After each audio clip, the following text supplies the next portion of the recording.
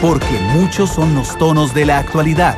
Presentamos Matices.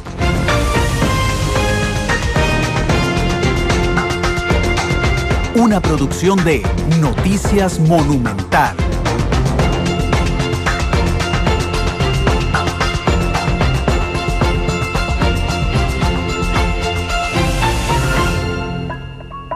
Son las 2 de la tarde con 5 minutos. ¿Qué tal? Buenas tardes, bienvenidos a Matices. Les saluda Randall Rivera, director de Noticias Monumental.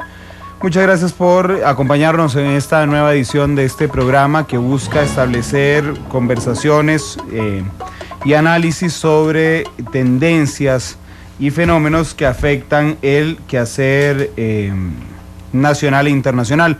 Hoy, algo nacional, algo económico, que ha sido noticia durante las últimas 24 horas, es el comportamiento de la inflación durante 2014. Ya la inflación al mes de mayo, la acumulada de enero a mayo, sobrepasó lo que se registró el año pasado en todo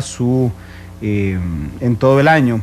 Así que este es un tema digno de análisis en una coyuntura interesante macroeconómica en nuestro país. Recuerde que nos puede escuchar en vivo en cualquier parte del territorio nacional, 93.5 FM.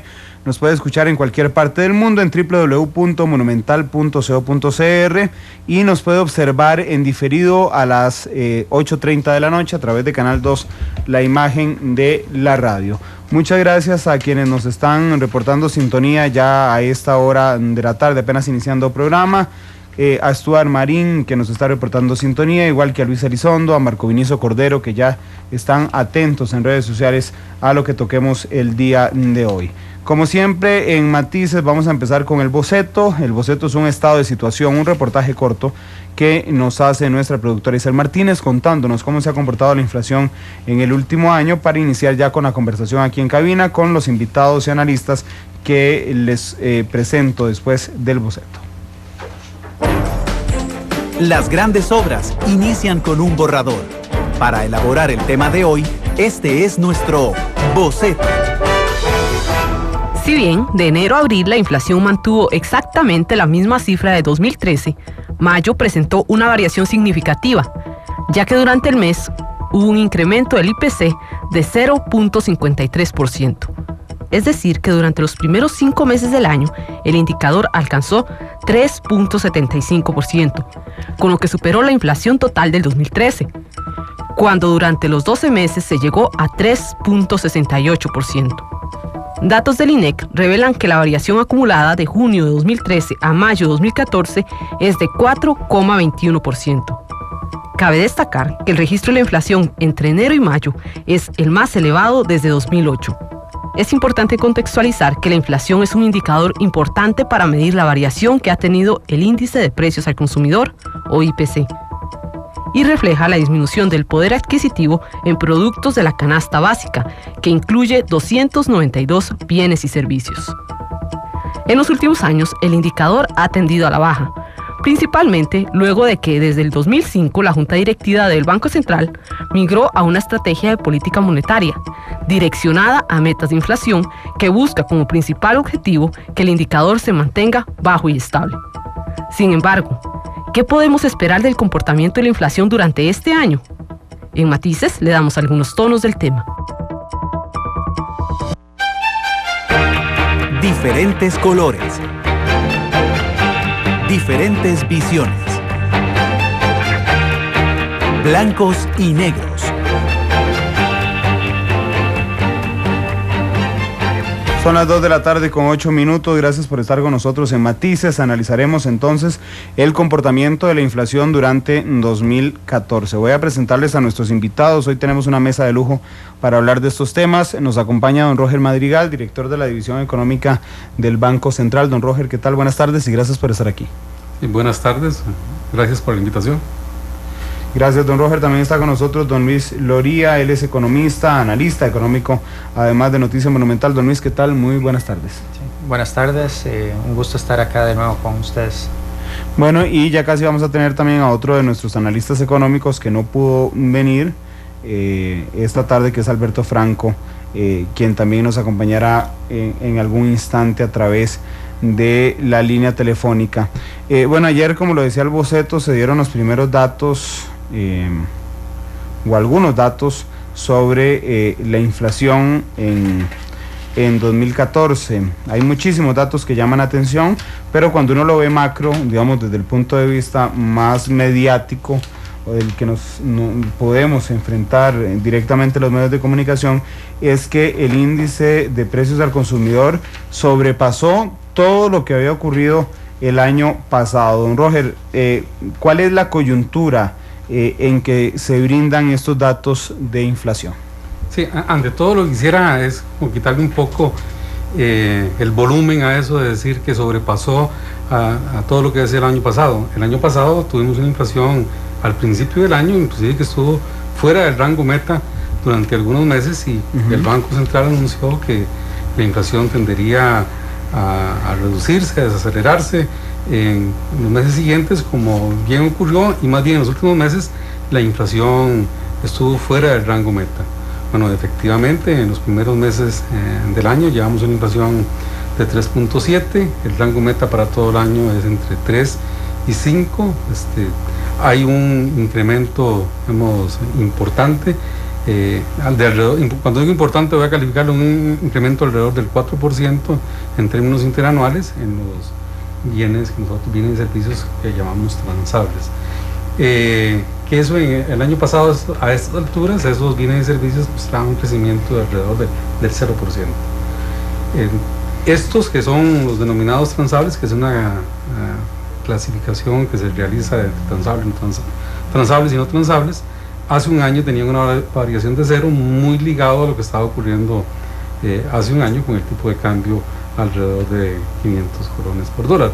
Hoy en día hemos tenido un aumento ligeramente o alrededor del 10%, y parte de eso ya se está manifestando en los bienes transables. El grupo comunicación, que tiene un bastante componente importado, es el que está, digamos, afectando o mostrando esta variación en los precios en la primera parte del año. Pero, digamos, la inflación todavía está en el rango meta. Esto era de alguna forma algo esperado. No es el único país en el que está ocurriendo. Hay otros países con esquemas monetarios similares al de Costa Rica que tienen inflaciones similares, en algunos casos mayores.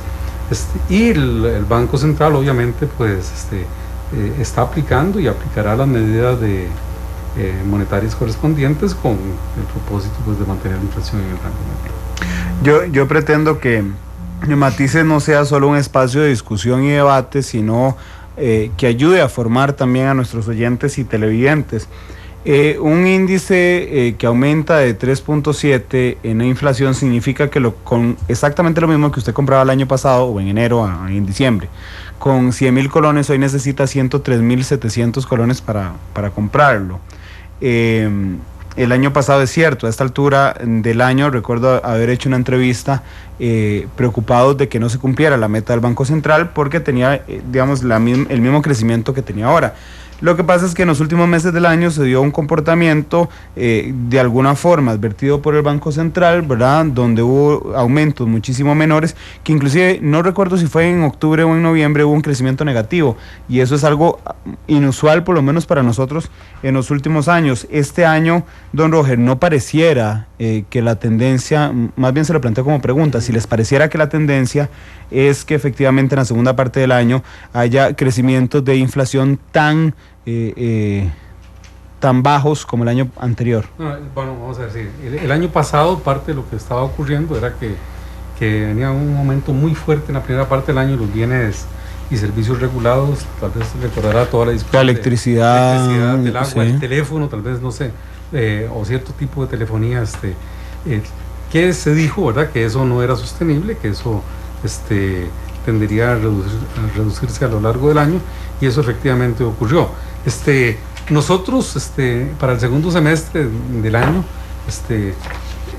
sí esperamos que los impactos del tipo de cambio sobre los precios internos sean menores, ¿verdad? O sea, es muy difícil pues hacer un ejercicio de bola de cristal.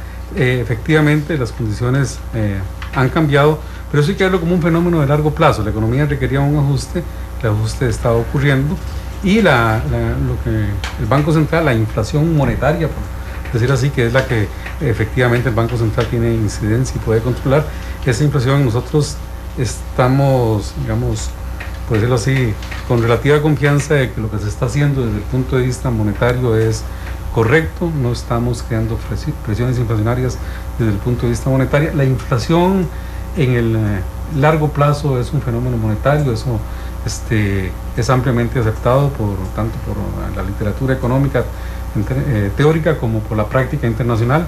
Entonces, lo que se está haciendo en política monetaria es coherente con una inflación de mediano y largo plazo que va a atender a la inflación de los socios comerciales.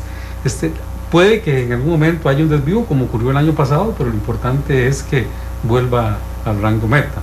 Entonces, si bien estamos previendo que habrá todavía algunas presiones adicionales, pues no se ha terminado de manifestar el efecto del tipo de cambio,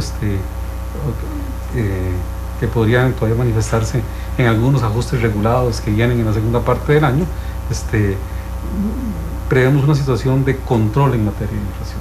Y la otra cosa, no hay que desesperarse porque en un mes particular la inflación se salga del rango meta, que no está saliendo. Vea, ahora estamos haciendo la nota porque la inflación fue 0.53, es la mitad de lo que fue el mes anterior, que fue de 1.1. Entonces, como que la nota hubiese sido todavía mucho más interesante hace un mes que ahora. Entonces, más bien, si ustedes ven, lo que hay es una desaceleración en la tasa de inflación en el último mes con respecto al mes de abril. Don Luis Loría, hace un mes estuvo aquí usted con nosotros analizando precisamente la inflación de abril, que fue bastante alta. ¿Usted también cree que es un fenómeno concentrado, digamos, en los primeros meses del año y que se mantiene en el rango de lo que espera el Banco Central como meta macroeconómica?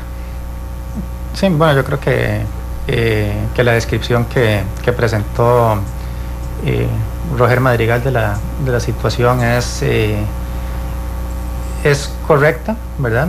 Todavía estamos dentro del rango que se espera.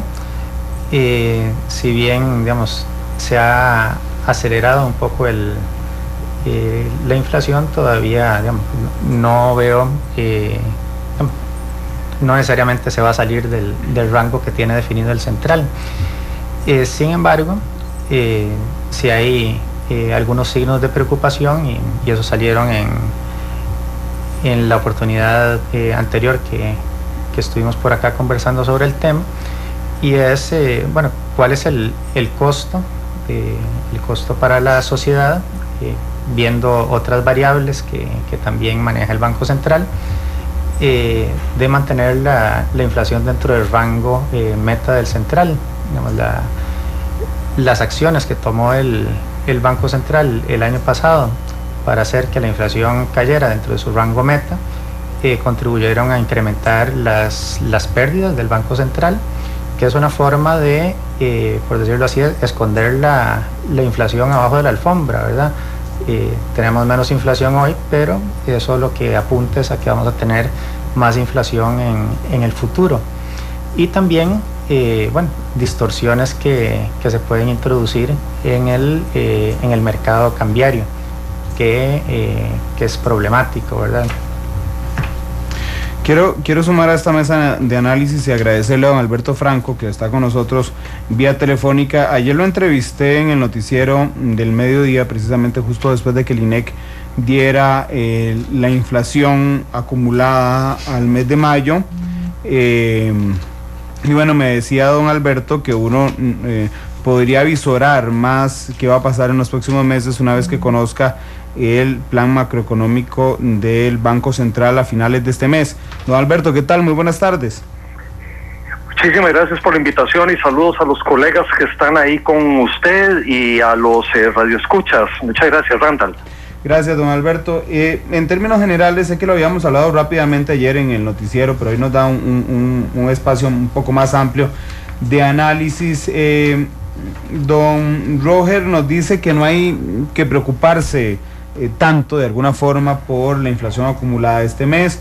Don Luis dice que la explicación que dio don Roger es correcta, aunque integra algunos elementos como el manejo que se hizo el año pasado para sostener la inflación, y se pregunta él mismo, pregunta retóricamente si vale la pena o no mantenerla tan baja. ¿Usted qué piensa, don Alberto? Escuché las intervenciones de los dos y coincido en las apreciaciones que tienen. Personalmente no estoy preocupado por lo que ha pasado con la inflación en lo que va del año. Sí creo que podría darse una situación, digamos, diferente a la que vimos el año pasado, donde en la segunda parte de ese periodo la inflación fue muy baja y se logró que cerrara, digamos, la variación del IPC incluso por debajo del rango meta fijado por el Banco Central. No llegamos siquiera al 4%. En esta oportunidad no pareciera que los elementos están apuntando a un segundo semestre con una inflación tan baja como la que vimos en el segundo semestre del año pasado, y que más bien posiblemente al término de este año 2014 la variación del IPC podría más bien ubicarse en un nivel cercano al techo del rango meta fijado por el Banco Central, o incluso un poquito por encima de ese nivel, que en este momento es del 5%. Comentábamos efectivamente ayer que no está escrito en piedra que ese vaya a ser el rango meta del Banco Central definido para la segunda parte del año. Hubo un relevo en las autoridades del ente emisor, y habrá que ver si las nuevas autoridades optan por por mantener el objetivo fijado por Rodrigo Bolaños y su equipo en enero de este año, o si se le hace algún ajuste a la meta de la inflación. A mí en lo personal me gustaría que el Banco Central, independientemente de lo que ha sido el comportamiento de la inflación en lo que va del año, y lo que podría ser el caso durante este mes de junio, continuara haciendo un esfuerzo por lograr que se cumpla la meta establecida a principios de este año. Esa es, digamos, la preferencia personal que yo tendría antes de examinarse o ponderarse la alternativa de modificar hacia arriba la meta de inflación, habida cuenta, digamos, de la evolución que ha tenido la inflación hasta ahora. Don Alberto, esta es su preferencia personal de junio, pero si usted fuera, si le tocara tomar la decisión en el Banco Central de Costa Rica sobre la política macroeconómica para el segundo semestre, ¿cree usted que sí vale la pena entonces mantener la meta inflacionaria en los márgenes en los que lo tiene el Banco Central actualmente? Efectivamente, me parece que sería preferible eso a modificarla hacia arriba, mantenerla, y enviaría a los agentes económicos la señal de que el Banco Central continúa comprometido con ese deseo de continuar velando por la tendencia, digamos, por el mantenimiento de la tendencia a la baja que ha venido mostrando este importantísimo indicador en los últimos 5 o 6 años. Entonces, de nuevo me inclino por pensar que sería lo más conveniente tanto para el Banco Central como para el país continuar apostando al logro de una inflación baja y estable en el mediano y largo plazo, y para eso sería más conducente, más oportuno ratificar, mantener la meta actual que modificarla hacia arriba, que podría más bien ser una señal de que el Banco Central, o ser percibido como una señal de que el Banco Central está tendiendo a aflojar, que está dándole menos importancia de lo que se le daba antes al logro, al mantenimiento de una inflación baja y estable. Don Alberto, le ruego que se mantenga un momento en línea telefónica porque quiero también preguntarle a don Luis. Don Luis, si usted dependiera tomar la decisión para el segundo semestre de este año, ¿qué haría usted? ¿Aumentaría la meta de inflación para disminuir la presión, digamos, sobre cumplirla? ¿Qué decisión tomaría usted, don Luis? Bueno, en mi opinión, el objetivo, bueno, por razón de ser del banco, es mantener una inflación baja, ¿verdad? Yo creo que eso es yo creo que en eso, digamos, desde un punto de vista técnico no hay discusión, ¿verdad? Los quienes hablan de aflojar la meta de inflación diciendo que eso va a crear empleo o cosas de esas, no es el caso. Uno lo que ve en los países que son campeones del mundo en inflación son también campeones del mundo en desempleo y en pobreza. Entonces ese no es el camino que debe seguir el Banco Central. Sin embargo, bueno, si yo estuviera a cargo, yo creo que optaría por impulsar, bueno, no es una decisión que toma la Junta Directiva, pero por impulsar la dolarización oficial de la economía. Eso, digamos, sería mucho más sencillo que intentar mantener la meta de inflación dentro del rango y, en mi opinión, tendría un mucho menor costo para la sociedad, introduciría menos distorsiones en tasas de interés, en tipo de cambio. Entonces yo creo que simplemente es una solución más eficiente para los problemas que tiene que afrontar Costa Rica. Don Luis, bueno, la dolarización per se es un tema enorme, ¿verdad? De hecho, le cuento, porque la última vez que usted estuvo aquí nos habló del tema. Hemos intentado hacer un programa particularmente, pero viera cómo nos cuesta actores para hablar del tema, pero en las próximas semanas, como usted aquí, estaremos haciendo un programa sobre el tema en particular, que es enorme, el caso de la dolarización. Yo sí les quería preguntar a don Luis y a don Alberto, que son analistas de altísimo nivel. Don Alberto, voy a pedirles una tarea un poco difícil, y es, para los que no somos economistas, la inflación es un término muy etéreo, que en realidad responde a nosotros como periodistas, a los titulares de prensa, pero pocas veces nos enteramos al 100% de las consecuencias que traen. Ustedes ponen elementos sobre la mesa interesantes, como el mensaje, por ejemplo, que se le daría a los inversionistas. Desde su punto de vista, don Alberto, ¿cuál es la importancia de mantener la meta económica, la importancia de este mensaje y por qué significa un mensaje? Y no sé, por supuesto, si quiere referirse a alguna de las palabras que dio don Luis, don Alberto. Sí, muchas gracias. Citaría un par de razones. Número uno, proteger el poder adquisitivo de los ingresos de la gente, principalmente de la gente que tiene muy poco margen, muy poca capacidad de protegerse de este fenómeno, que son las personas que manejan más efectivo, y esas tienden a ser las personas de menores ingresos. Manejan más efectivo en relación con su riqueza total, que generalmente la riqueza total de las personas de los grupos de menores ingresos es verdad, claramente un nivel muy bajo. Eso número uno, ¿verdad? Proteger el poder adquisitivo de los ingresos, de los salarios. Y en segundo término, me parece que es muy importante mantener una inflación baja y estable para efectos del cálculo económico que hay que hacer, tanto como consumidor uno o como potencial empresario o inversionista que quiere hacer algún proyecto, que quiere comprar una casa, que quiere comprar un carro, que quiere invertir alguna platita en una empresa o que quiere ampliar la escala de su empresa, ¿verdad? Hacer los números que le digan a uno, que le permitan a uno valorar si vale la pena o no hacer una decisión de consumo o inversión importante.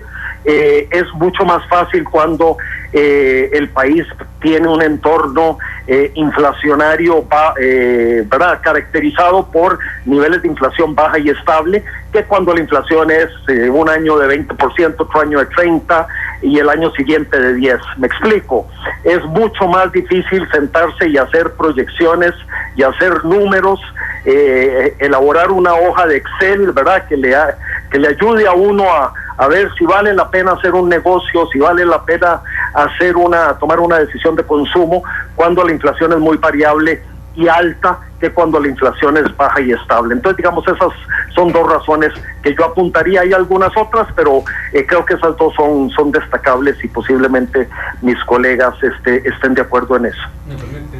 Adelante, don Juan Rojas, claro. Efectivamente, lo que está diciendo don Alberto Franco, ¿no? Para hacer manera de síntesis, la inflación es importante porque tiene implicaciones en términos de eficiencia, que fue lo último que se refirió, que la inflación dificulta el cálculo económico, dificulta las decisiones de ahorro, de inversión. Entonces, pues, desde el punto de vista de eficiencia, de que promueve que se realice en condiciones de mayor certidumbre el cálculo económico, la actividad económica, entonces por eso es deseable que sea baja y estable.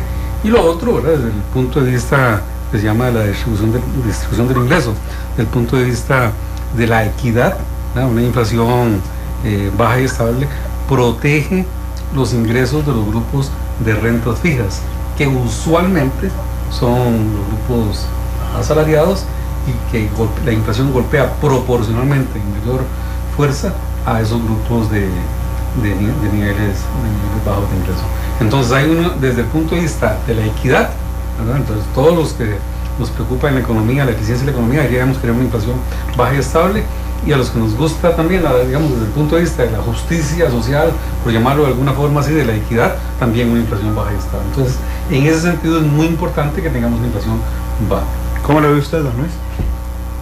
100% de acuerdo. A mí aquí lo que me parece clave es la segunda parte, ¿verdad? O sea, yo creo que en lo que todos queremos una inflación baja, sí, eso es lo que es deseable.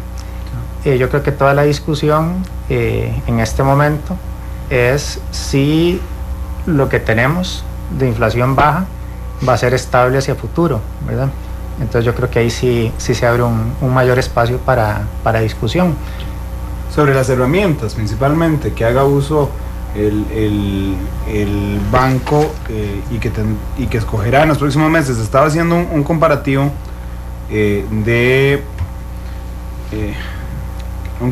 de la inflación este año con el año pasado, porque recordaba el año pasado un programa que había hecho a esta altura. En mayo, que este año fue de 0,53, en el año pasado ya habíamos notado digamos un freno en la inflación, porque fue de 0.02.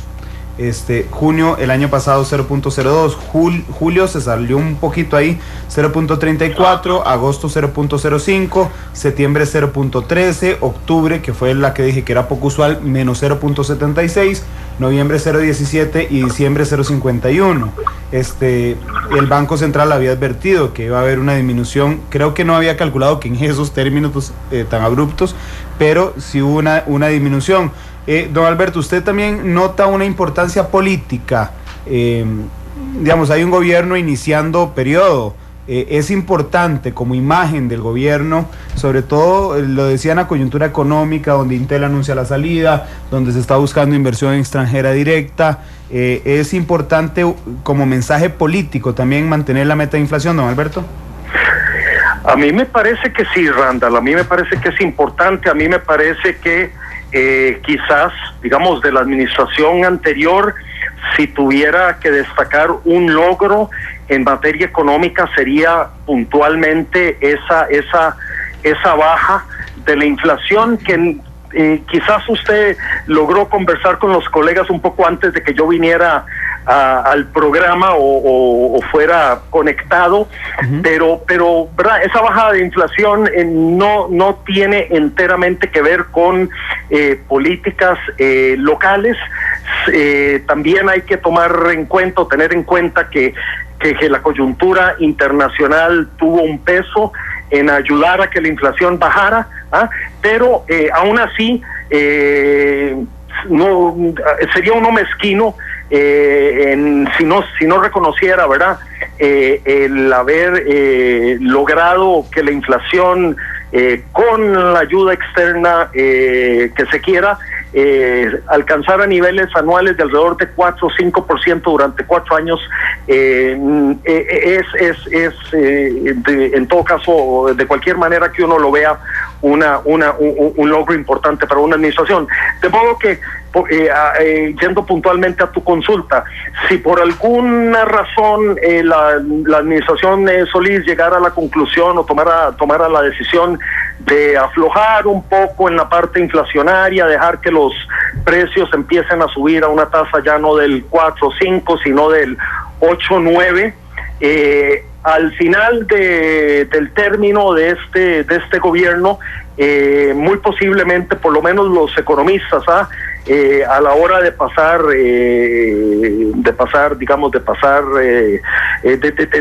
medir los resultados, tenderíamos a apuntar esto como una debilidad, como una falla, como algo en lo que el gobierno de la administración Solís, la primera administración del PAC, no logró producir un buen resultado. Entonces, políticamente me parece que es importante, ¿verdad?, si no superar los resultados en inflación de la administración anterior, por lo menos lograr que los niveles sean congruentes, se alineen aproximadamente a los niveles alcanzados por la administración Chinchilla, por lo menos desde una óptica política. También desde la óptica económica, y ya lo conversamos ampliamente, ¿verdad?, es conveniente para el país operar con niveles de inflación bajos y estables. ¿Te parece que el escenario internacional sigue ayudándonos o ya no? Sigue ayudando, claramente sigue ayudando. Los niveles de inflación en el resto del mundo son muy bajos, especialmente en los dos principales socios comerciales de Costa Rica. En Estados Unidos la inflación no llega todavía al 2% y continúa más bien siendo una preocupación para las autoridades de la política monetaria en ese país. Es un elemento que ha impedido que avance más rápidamente la normalización de la política monetaria en ese país y en Europa, ¿verdad?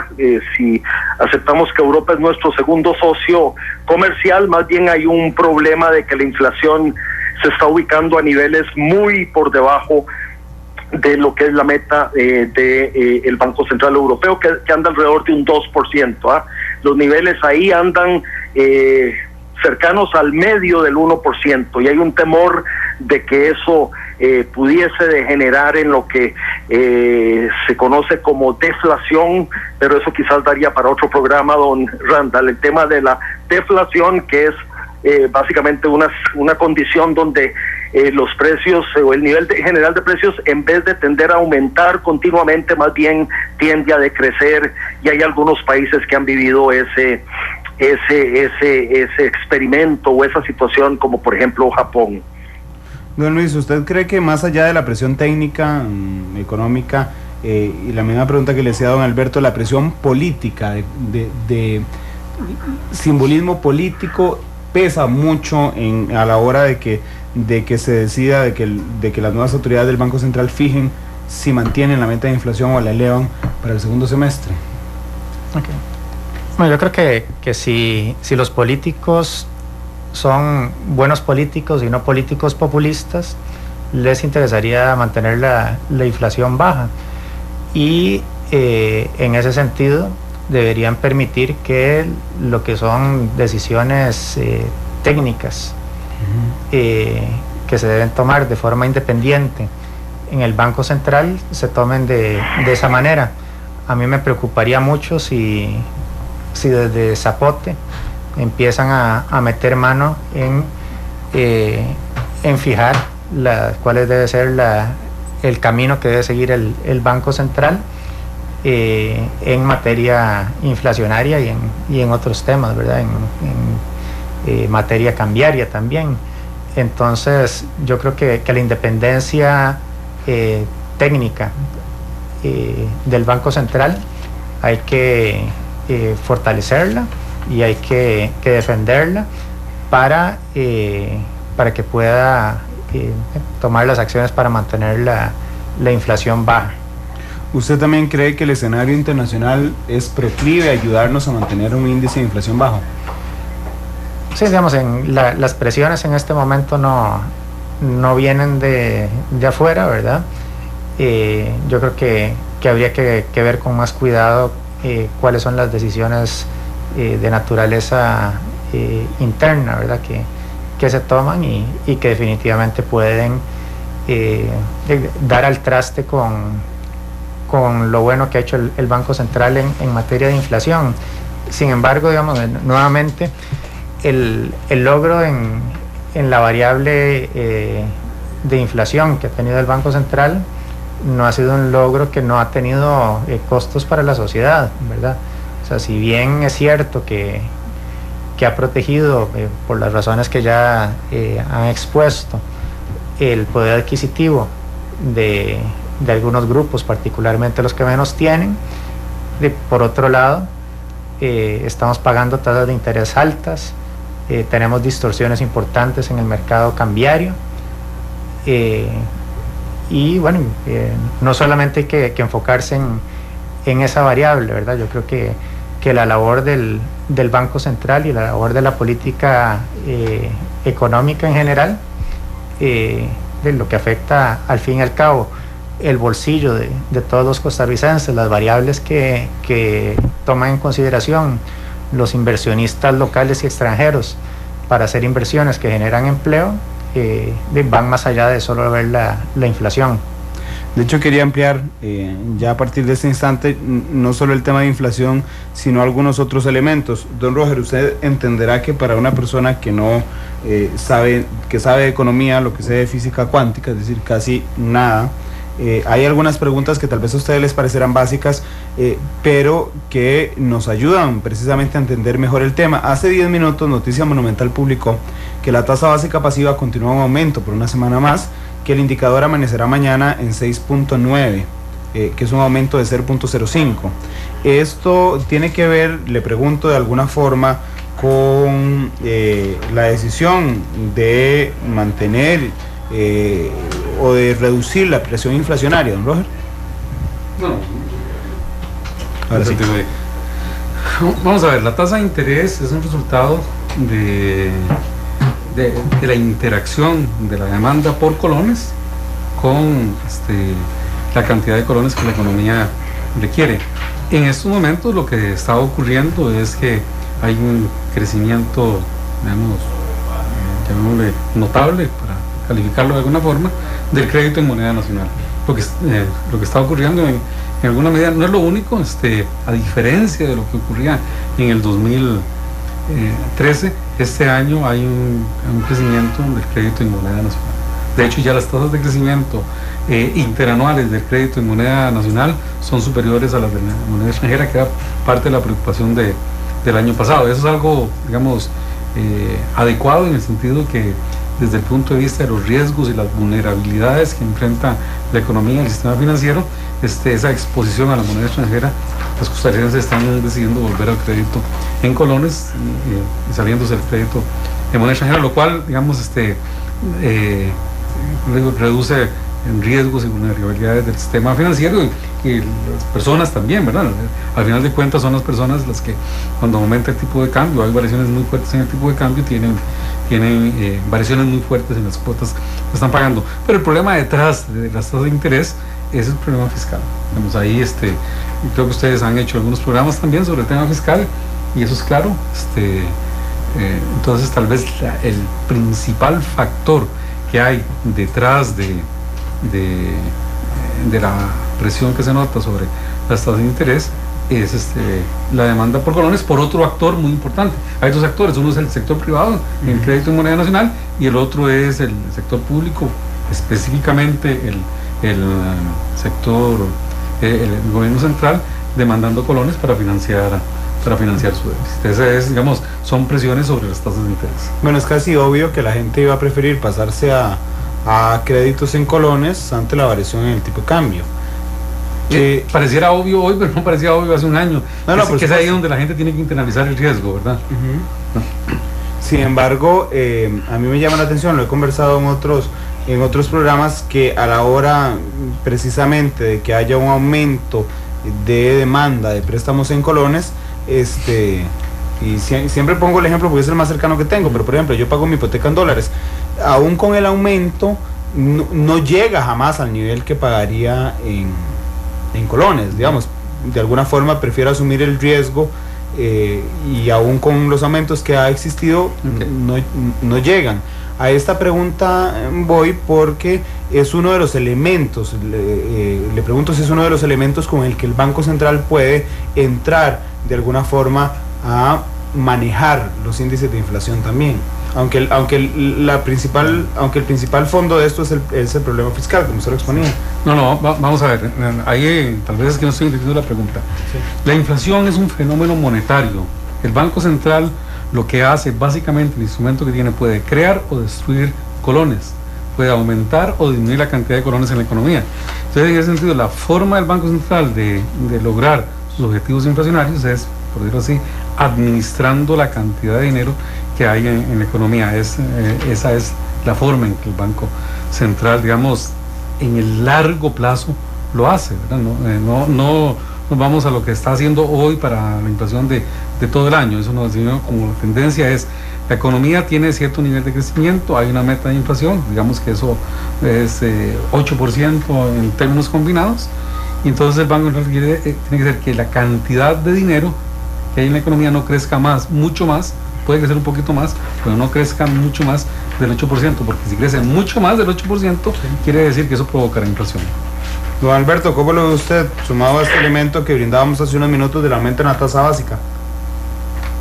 Bueno, yo quería aprovechar y agregar a una, si me permitiste, Randall, a una consultita interesante que me hiciste sobre el costo político de permitir una inflación más alta durante esta administración. 3 elementos, si es posible, y uno de ellos tiene que ver con el tema de las tasas de interés. Permitir una inflación más alta prácticamente que garantizaría niveles de tasas de interés más elevados en colones, por lo menos, ¿verdad?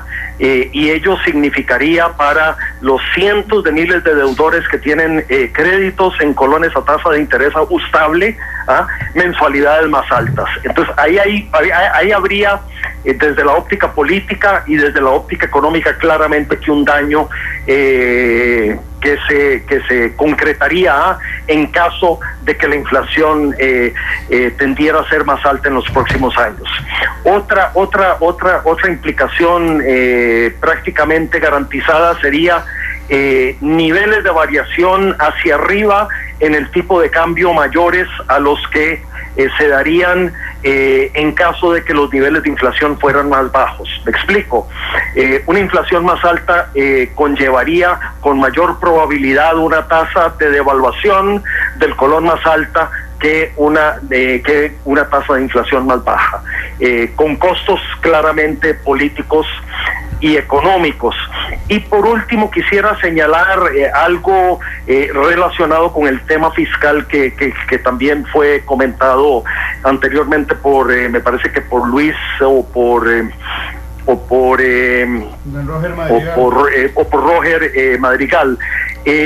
Una tasa de inflación más alta también tendería a poner mayor presión sobre sobre el déficit fiscal, y quisiera poner, digamos, un ejemplo muy sencillo. Si este semestre la inflación, en vez de ser un 2%, como ha sido en algunos de los años anteriores, termina siendo un 4,5%, eso va a significar que el ajuste salarial que van a solicitar los empleados públicos va a ser mayor de lo que fue en otros primeros semestres hacia atrás. Un ajuste salarial mayor significa un mayor gasto en remuneraciones, que es uno de los 2 rubros principales del gasto público, puntualmente, digamos, del gobierno central. Al aumentar el gasto público, mayor tendería a ser el déficit, lo cual, a su vez, como comentaban también Luis y Roger, eso ejercería una presión adicional hacia arriba en las tasas de interés. Entonces, en síntesis, quiero destacar que serían muchísimas las consecuencias negativas, tanto políticas como económicas, de permitir que la inflación se vaya muy por encima de los niveles que hemos venido observando en los últimos años. Don Alberto, nos pregunta Gustavo Araya, que es un analista en comunicación política de Noticia Monumental, que está oyendo el programa y que nos está planteando algunas consultas, y quería hacérsela a los tres. Dice Gustavo: sé que es tema aparte, pero el IPC anunciado de alguna manera marca la cancha al gobierno en la próxima negociación salarial pendiente que empieza en 10 días, don Alberto. Indudablemente, se lo contesto así, en una sola palabra, ¿verdad? Para no quitar más tiempo, pero sin duda alguna, la fórmula de ajuste salarial en el sector público no se mantiene invariable, aun y cuando ha habido un cambio de gobierno. El proceso de revisión de la fórmula de ajuste salarial que aplicaría, digamos, durante el balance de esta administración, es un proceso que todavía no se ha iniciado. A mi entender, tal vez Luis tenga un poco más de información sobre esto, pero la fórmula que hemos venido utilizando hasta ahora, básicamente lo que reconoce es la inflación acumulada en el semestre inmediato, en el semestre inmediato concluido, de manera que claramente que eso va a condicionar la negociación salarial. Don Alberto, no sé si puede acompañarnos un rato más o tiene que retirarse ya, porque sé que tenía el tiempo limitado y por eso no pudo venir, don Alberto.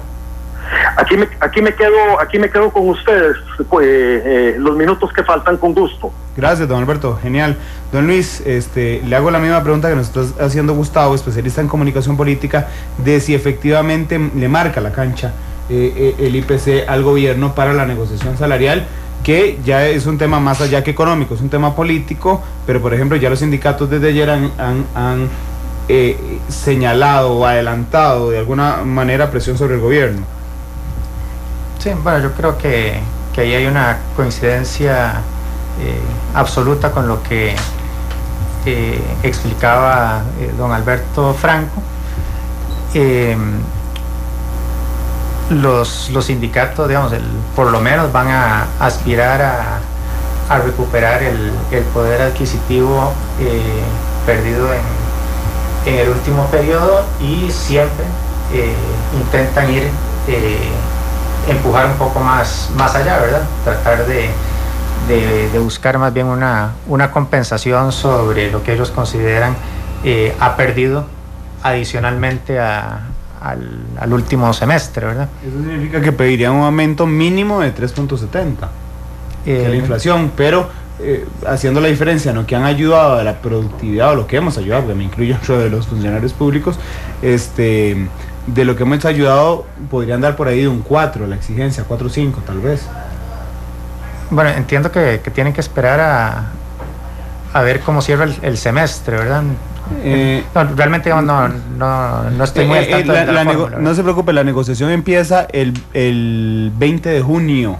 Okay. Es decir, que con el último dato que tuvimos empieza ya con eso arranca. Sí. Okay. Pero sé que no es un tema propio del Banco Central, don Roger, y entiendo además su posición en este particular, pero sí me interesa si nos puede decir algo de cómo lo ve usted, porque usted incluyó el tema de el déficit fiscal. ¿Cuánto podría colaborar precisamente un aumento que va a tener que ser mayor previsiblemente a la inflación, o mínimo la inflación, en el déficit fiscal? No, aquí tal vez, para no crear expectativas que no corresponden a la realidad, hay una fórmula de fijación de salarios, y entiendo que no es revisable. Estaba buscando aquí pero no la encontré. Es enredadísima, le digo. Que es con inflación meta, no con inflación observada, aunque sí hay un mecanismo de compensación y un ajuste por productividad. Entonces tal vez es un tema, digamos, de especialista, y es de cuidado. No es decir, no es lo que digan los sindicatos, ni es lo que dijo el INEC. Hay que buscar la regla, cuál es cuáles son los parámetros de esa negociación. Lo que recuerdo es que la meta de inflación es una de ellas, que hay un ajuste por productividad también, que tendría que medirse y tendría que verse cómo está el crecimiento de la economía. Hay varios elementos, es un poquito más complejo. Puede ser que las personas de los sindicatos que han expresado esto no recuerden bien la regla, habría que buscarla, pero tiene varios elementos. Y efectivamente, sí, vamos a ver, más inflación por el lado del gasto corriente y también por el lado del pago de intereses, significa mayor déficit fiscal, porque no sabemos qué pasa con la recaudación, ¿verdad? Hay en algunos estudios que han mostrado algunas veces que en unas primeras etapas de la inflación la recaudación aumenta más que proporcionalmente, pero que no es el caso en Costa Rica. Costa Rica es un país que se dice, habría que probarlo, que hay altos niveles de evasión o elusión. Entonces no sería una muy mala apuesta apostarle más inflación para tratar de ganar en recaudación. Entonces, si alguien perjudica la inflación es al sector público, y en general la simple observación, uno puede ver la crisis de los años 80 y los 20 y resto de años se hicieron con inflaciones de 2 dígitos. Si algo hicieron fue empobrecer al sector público y que se redujeron la calidad de los servicios que se prestan en el sector público. O sea, la inflación realmente es un mal muy grande para toda la sociedad. Entonces es una mala idea creer que con inflación podemos lograr algo. Nadie lo ha logrado en el mundo. Bueno, yo no encontré la fórmula, pero sí encontré el elemento para darle la razón en este caso a don Roger, porque la nueva fórmula se basa en la inflación esperada, efectivamente, y un componente además asociado, otro componente asociado al crecimiento en la producción.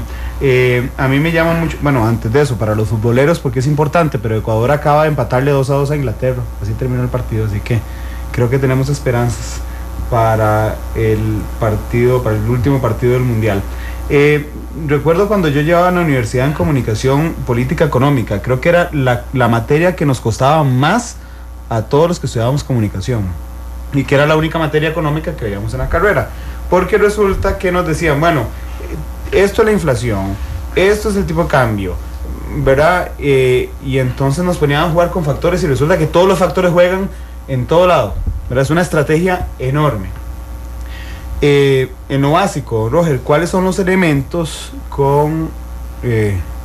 bueno, creo que don Alberto quería hacer uso de la palabra. De hecho, le voy a pedir a Cristian, como aquí estamos conversando, digamos, más allá que debatiendo, voy a pedirle a Cristian que deje a don Alberto arriba al canal, para que en algún momento cualquiera de ustedes quiera interrumpir, igual que don Alberto, pueda hacerlo libremente. Don Alberto, adelante.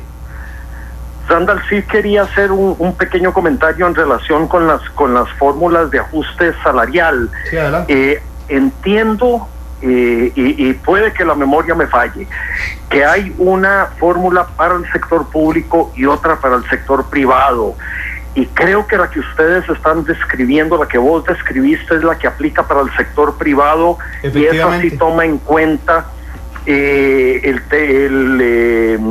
componente de variación del Producto Interno Bruto y demás. En el caso del sector público me parece que es estrictamente inflación, y tan es así que me recuerdo, y tal vez vos y los compañeros me pueden ayudar, que en el último semestre del año pasado el gobierno le reconoció a los empleados públicos únicamente la inflación, y hubo un gran alboroto alrededor de eso. Y el gobierno adujo que esa era la fórmula acordada con el sector público, como digamos, utilizó eso como argumento para justificar la decisión que había tomado en cuanto al ajuste salarial, reitero, el segundo semestre del año pasado, que fue muy bajo, me parece que fue de 0.5%, algo así, 0.43, a la base de los salarios basada en la inflación acumulada en el segundo semestre, me parece. Pero, de nuevo, creo que las fórmulas son diferentes para el sector público y para el sector privado, y quizás vale la pena ahí hacer un poquito de averiguación sobre eso. Claro que vale la pena, y lleva razón. La fórmula que yo la fórmula que yo... Leyó. Sí, que leí es del sector privado, efectivamente, y el aumento del sector público en el segundo semestre del año pasado no, en el primer semestre de este año, que fue la que entró a regir en el primer semestre de este año, fue de 0.43 a la base. Don Luis, no sé si... Perdón, un asunto muy rápido. También el asunto de crear expectativas. Recuérdese que en el sector privado lo que se ajusta son los salarios mínimos. Sí. O sea, todo aquel que está por el salario mínimo quedará de una negociación directa con el patrono si hay aumento o no en el sector privado. Don Luis, no sé si quiere agregar algo a este punto en particular. Sí, bueno, realmente digamos, no es un tema ¿En discusión? No es un tema, digamos, que yo haya trabajado mucho, entonces tengo poco que aportar. Lo que le preguntaba a don Roger ahora es que hay tantos elementos, ¿verdad?, que juegan en la misma cancha, que el Banco Central de alguna forma es el que tiene que ir midiendo entre todos. ¿Cuáles son las herramientas, en una pregunta muy básica, que tiene el Banco Central para controlar la inflación, don Roger? Le voy a responder esa pregunta y luego, si me permite, una aclaración. La herramienta básica que tiene el Banco Central es el control monetario, que lo realiza de dos formas. Una es con los encajes mínimos legales, de cada depósito que se realiza, ya sea en moneda nacional, moneda extranjera. El Banco Central le dice a los intermediarios financieros que depositen el 15% de eso en el Banco Central. Entonces es una cuestión que tiene que ver con una progresión aritmética, pero lo que hace es que limita la creación de dinero el encaje mínimo legal. Es uno. Y el otro, que también es muy importante, que don Luis se refirió antes, cuando habló sobre las pérdidas del Banco Central, es que el Banco Central va al mercado financiero y coloca, se le llaman bonos de estabilización monetaria, y eso lo que hace es que retira colones de la economía. Entonces, para controlar la cantidad de dinero. Y en este año, que me hizo mucha gracia un comentario que leí en la Nación, porque la persona lo tenía totalmente al revés, en lo que opina. Este año, un tercer elemento de control monetario ha sido la intervención del banco en el mercado cambiario cuando vende divisas. Cuando el banco da dólares, recibe colones, y son colones que retira de la economía.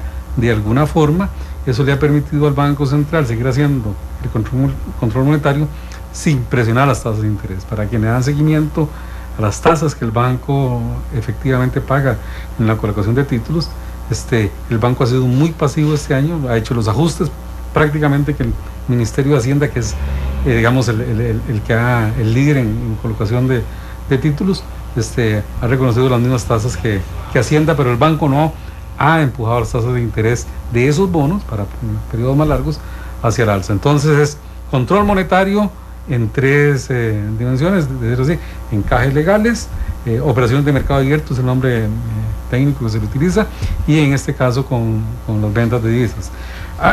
Cuando usted dice cierto, la economía, alguna gente dice es un equilibrio general, hay muchas variables, todas interrelacionadas, y las causalidades no son en una única dirección, sino hay retroalimentaciones. Eso es cierto. Pero la idea de que el Banco Central tiene muchos instrumentos para hacer muchas cosas, eso no es cierto. El Banco Central básicamente tiene muy pocos instrumentos, son los instrumentos de control monetario. Algo que yo insisto, probablemente nadie me pone atención en eso, que hay que hacer la diferencia entre lo que la gente cree que el Banco Central quiere hacer, o sea, los deseos de la gente, de lo que el banco cree que el banco quiere hacer, y lo que el banco efectivamente puede hacer. Eso es un teorema de política de un economista de mediados del siglo pasado, Tinbergen, que es la famosa regla de Tinbergen. Dice que, y eso es para los políticos les debería caer de maravilla si entendieran esto, y el Banco Central hace política económica en el buen sentido, es que usted puede tener tantos instrumentos puede tener tantos objetivos de política como instrumentos de política independiente tenga. Entonces, básicamente, el Banco Central en este momento tiene un objetivo de política que es la meta de inflación, y tiene el control monetario. Más allá de eso, hay problemas porque probablemente, aunque el banco lo quiera hacer, no lo puede hacer. Es un asunto, como lo dijo don Luis Loriano, realmente es totalmente técnico, comprobable. Es un asunto de cómo resolver un sistema de ecuaciones, y si se puede resolver o no se puede resolver, así de simple. Aunque, digamos, en las conversaciones coloquiales se crea que el Banco Central puede hacer cosas muchas veces no las puede hacer porque los instrumentos son muy limitados. En este país hubo en el año 95 una reforma de la ley del banco que hizo que le quitó más bien instrumentos al Banco Central para hacer inclusive las cosas básicas que tiene que hacer, que están definidos en sus objetivos primarios, es como la estabilidad interna y externa. Entonces, el banco es una entidad con poderes limitados en ese sentido. ¿A usted le parece, aprovecho lo que nos está diciendo para plantear la pregunta, a usted le parece que a veces el Banco Central carece entonces de herramientas no en general para manejar todo, sino para manejar las obligaciones que tiene institucionalmente el banco? Podría decir que las reformas que se han hecho en otras partes del mundo para que los bancos centrales le puedan proveer a la sociedad el servicio básico que es una moneda estable, a otros países le han dado mayores poderes al Banco Central. Y podemos hablar de las distorsiones, digamos, como que hay como en temas de supervisión, que el banco hace un subsidio muy alto, y ahí podemos hablar de las enormes contradicciones que hay, la limitación del encaje, que si queremos aumentar el encaje en algunas circunstancias hay que pagar intereses por eso. Entonces, lo que le puedo decir es que perfectamente se podría pensar de un banco central con mayores potestades en materia del control monetario, porque lo que se hizo en el pasado fue más bien reducir algunas de esas potestades del Banco Central. Bueno, a mí me encantaría profundizar en este tema, don Alberto. ¿Usted qué le parece? Estoy totalmente de acuerdo con Roger. Ya ensayamos por muchos años tratando de cargarle al Banco Central responsabilidades adicionales al control de la inflación, y la experiencia fue muy mala.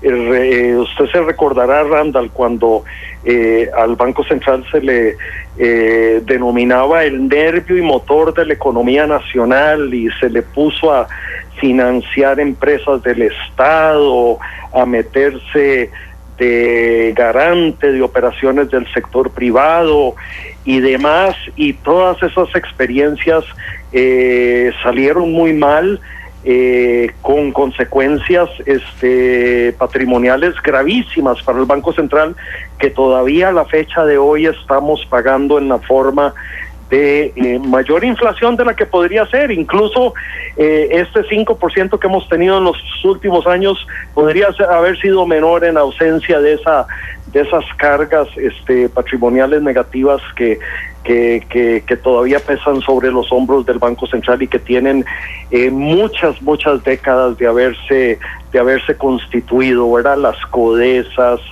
las Ferticas, las Sempasas, muchas otras operaciones, ¿verdad? Bien intencionadas quizás de aquel entonces, ¿verdad? De los 60, de los 70, pero que claramente vinieron a confirmar lo que nos acaba de decir Roger, ¿verdad? Que el Banco Central no tiene la capacidad de ser doña toda en la economía, y que lo mejor que puede hacer el Banco Central es concentrarse en el objetivo que sí puede cumplir, que sí puede lograr con alta probabilidad, si conduce de manera consecuente su política monetaria. ¿Qué le parece, don Luis? Bueno, nuevamente a mí me parece que el objetivo que es la razón de ser del banco es el control de la inflación, incluso por encima de la estabilidad externa de la moneda. Entonces el tema del tipo de cambio, ¿verdad? Que en mi opinión, digamos, el Banco Central manipula. A mí me parece que actualmente ya la ley orgánica del Banco Central le otorga demasiadas herramientas al Banco Central, y con un agravante que es un cheque en blanco, ¿verdad?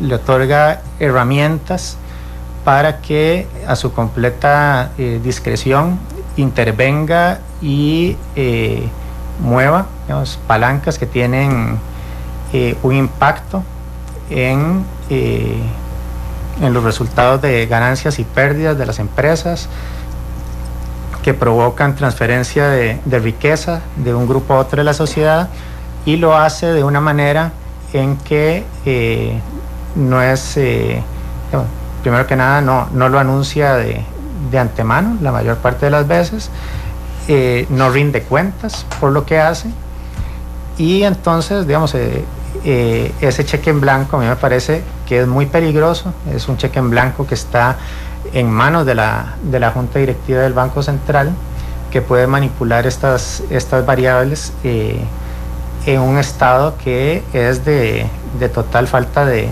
transparencia y de rendición de cuentas. Y algo que llama la atención es que el 24 de marzo de este año, el Departamento de Servicios Técnicos de la Asamblea Legislativa respondió a una consulta que hizo la diputada Patricia Pérez y llegó a la conclusión de que la ley vigente no permite al Banco Central ocultar información. Entonces, ¿cómo es que el Banco Central se niega a actuar con 100% de transparencia y revelar información que es básica para la toma de decisiones de los agentes económicos, información que es importante para los planes en los hogares, información que es importante para las decisiones de quienes van a buscar un préstamo para una casa, para un auto? Entonces, ¿por qué el Banco Central no deja de ser esa casa de los sustos que interviene moviéndole las variables a las personas para pasar a ser la casa de cristal de la que estaba hablando recientemente el presidente de la República, don Luis Guillermo Solís, y la transparencia que exigía, digamos, hasta antes de ganar las elecciones del PAC, el diputado Otón Solís? Entonces, digamos, de forma muy concreta, ¿por qué el Banco Central no da el paso para pasar de casa de los sustos a casa de cristal, actuando con transparencia y revelando el 100% de la información que tiene para que todos los agentes puedan tomar mejores decisiones? Don Roger, bueno, usted no es el presidente del banco, pero ¿qué opinión le merecen las palabras de Gómez? Vamos a ver, tal vez para mantener la conversación en un nivel, digamos, de cordialidad, tal vez algunas palabras ahí como que manipula o que oculta o casa de los sustos, eso a mí me parece, digamos, que nos llevaría a una conversación en otro nivel que tal vez no es el deseable, ni es el que quisieran las personas que nos están escuchando. Vamos a ver, lo que dicen los expertos, tal vez no lo digo yo, busquen expertos de la información que da Costa Rica sobre el mercado cambiario. Probablemente es de los países más abiertos. La gente viene y se queda asombrada de ver el tipo de información. Toda la información del mercado cambiario, hoy antes de las 5 de la tarde, está en el sitio web, con un detalle extraordinario. En este momento yo puedo estar viendo cuáles son los precios en tiempo real que puede ser, y que cualquier costarricense puede estar viendo lo que está ocurriendo con el tipo de cambio, y es una herramienta muy poderosa de negociación con los bancos. Entonces, en la práctica de bancos centrales es como deberíamos ser juzgados. En la práctica de bancos centrales, el Banco Central es sumamente transparente. Digamos, no nos hemos quedado simplemente nosotros nos comparamos con otros, traemos expertos de otros países y se quedan asombrados de la cantidad de información que el Banco Central da. Cuando se habla de la rendición de cuentas, le digo cuál es la principal rendición de cuentas del Banco Central. El inicio de esta conversación: todos los meses la población costarricense puede decir si el Banco Central está haciendo bien o no el trabajo con el dato de inflación. Ninguna otra entidad en el Estado costarricense tiene semejante nivel de rendición de cuentas. Pero si aún así no fuese suficiente, en el 2012 se aprobó una modificación al artículo 29 de la ley del banco, que el presidente del Banco Central va todos los marzos de cada año a hablar de una serie de temas que están normados en la ley. Además, están todos los controles de la Contraloría. Ninguna institución o entidad pública ofrece tanta información de lo que hace y del estado de la economía como lo hace el Banco Central. Muy respetable lo de servicios técnicos, que lo conozco, no soy abogado, obviamente, muy respetable lo de servicios técnicos que dice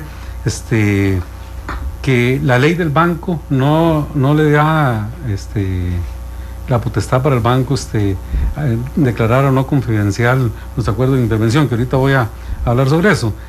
Obviamente porque la ley del banco no es la Constitución de Costa Rica, acaso es la única ley, hay otras leyes, hay jurisprudencia, hay manifestaciones de los tribunales en el pasado, y en todo caso es un asunto de abogados, es un conjunto de abogados muy respetables que sacaron ese criterio. Igualmente conozco criterios de otros abogados que dicen lo contrario, y bueno, y es un asunto que eventualmente los tribunales lo resolverán.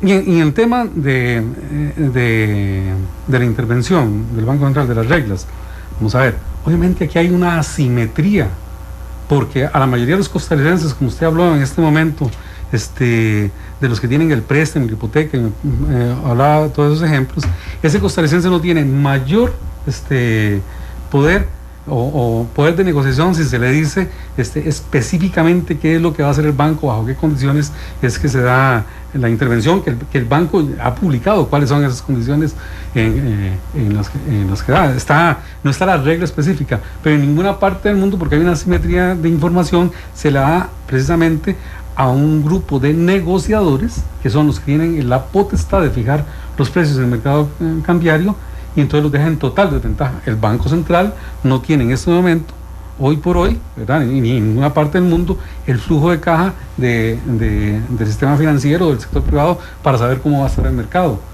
Si el Banco Central no obtiene eso, ¿qué sentido? Y podríamos encontrar bastantes criterios bien fundamentados de presidentes de bancos centrales que dicen, no, mire, eso es imposible. Eso es imposible de dar, ningún banco central lo da. Una gran cantidad de países, puedo mencionarlos, Perú, México, Colombia, Estados Unidos, Inglaterra, Japón, etcétera, con otras monedas, el Banco Central Europeo, ellos intervienen en los mercados cambiarios y no le están diciendo a la población, mire, hoy cuando el tipo de cambio llegue a tal, yo hago y compro tales divisas o hago tal transacción. Eso no ocurre por la asimetría de información que existe. Me interesa mucho la opinión que tenga don Alberto sobre este tema, pero don Alberto, le pido disculpas porque si no me van a devaluar el programa de ir a una pausa comercial, porque llevamos 1 hora y 15 minutos hablando de seguido. Vamos a la pausa. Claro. Y regresamos con su opinión de esto y las conclusiones de los tres. Vamos a la pausa.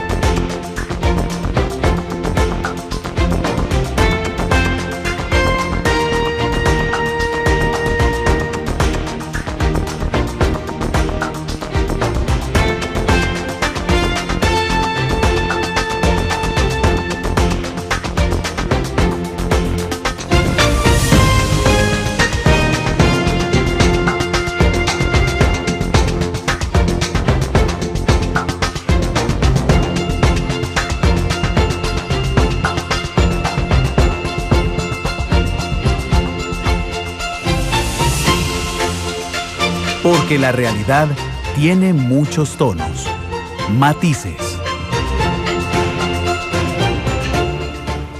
Son las 3:22 de la tarde, estamos en Matices, nuestro programa de análisis, hoy hablando del comportamiento de la inflación, que se ha ampliado un poco más sobre el Banco Central. Don Alberto, nos ayuda a el intercambio de criterios que tenía don Luis con don Roger Madrigal por acá. Quisiera saber su opinión, don Alberto.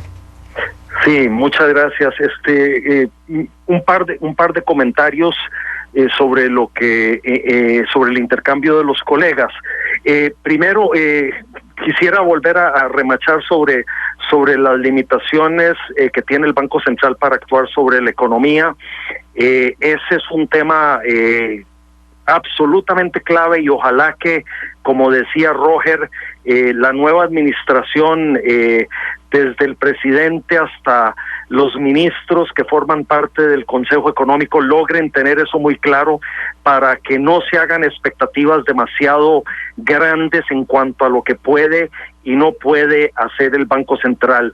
Puntualmente pondría el ejemplo basado en una afirmación no muy vieja que hizo el nuevo presidente del Banco Central, donde hablaba de que le gustaría que la economía costarricense creciera al 6% en los próximos años, cuando la realidad es que nuestra economía viene creciendo a un ritmo de alrededor de un 3%. El comentario iría en el sentido de que no va a ser gracias a políticas del Banco Central que va a lograr cambiarse la realidad que tenemos y que es, reitero, de una economía que está creciendo a un ritmo de alrededor de un 3%. Tampoco va a ser capaz el Banco Central de cambiar la suerte del sector exportador, que viene mostrando fragilidad desde el año pasado, muy golpeado por la economía mundial que ha venido creciendo lentamente. Comentamos acerca de la recesión en Europa, comentamos acerca del bajo crecimiento en Estados Unidos, hablamos también un poco sobre el bajo crecimiento de nuestros vecinos aquí en Centroamérica, y todo eso ha afectado al sector exportador, y el Banco Central no tiene mucha capacidad para cambiar ni en el corto ni menos en el mediano y largo plazo la suerte de ese importante sector.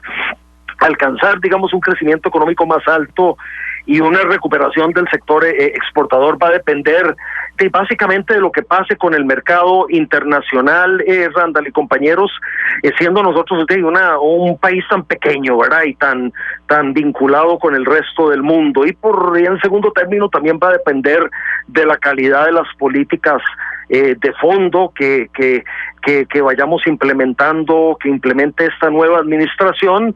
Esas dos vertientes o esos dos pilares serán lo que determine al final del día si la economía de Costa Rica crece más o menos aceleradamente de lo que ha venido siendo el caso hasta ahora.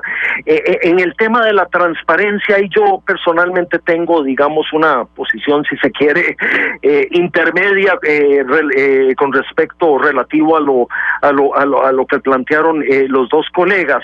Me parece en lo personal que en materia de transparencia de lo que hace y de lo que desea hacer el Banco Central, sus políticas, sus objetivos, se ha avanzado muchísimo, en parte porque la legislación así lo ha exigido.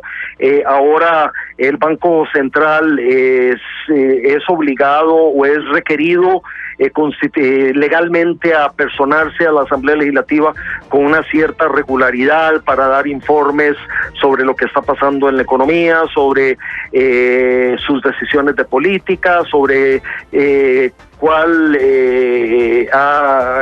en qué grado está cumpliendo sus metas y por qué hay algún desvío de sus metas, si es del caso. Y eso me parece, reitero, que es positivo. Me gustan esas comparecencias ante la Asamblea Legislativa.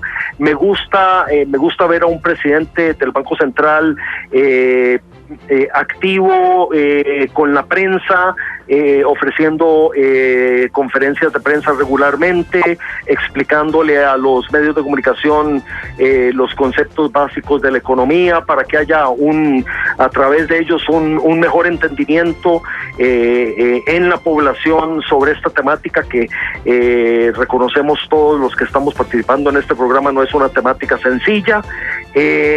Y sí quisiera señalar que al arranque de esta administración se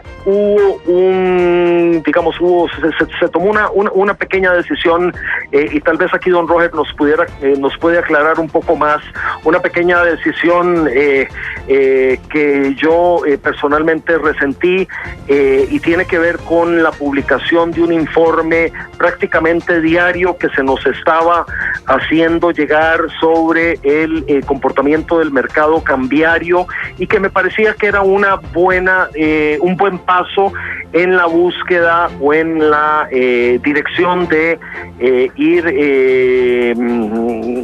logrando que el Banco Central sea más transparente de cara a la opinión pública y los actores económicos en general.